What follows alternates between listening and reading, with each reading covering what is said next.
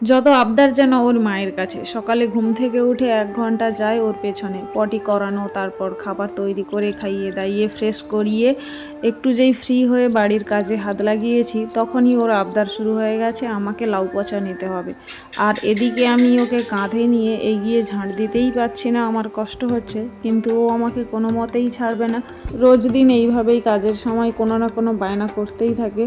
একা একার সংসারে সমস্ত কাজ সামলে একটা বাচ্চা সামলাতে গিয়ে এরকম বহুদিনই হয়েছে যে আজকের বাথরুম কালকের করেছি।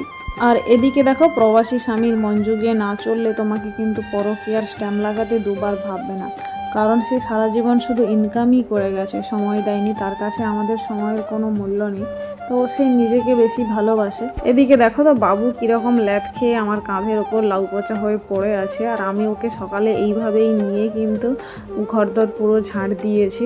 ওকে নিয়ে এইভাবে কাজ করতে একটু কষ্ট হলেও কিন্তু এর মাঝেও অনেকটা খুশি আছে, অনেকটা ভালো লাগা আছে। সত্যি কথা বলতে একটা মায়ের কাছে এর থেকে বেশি খুশি আর কিছুই হতে পারে না।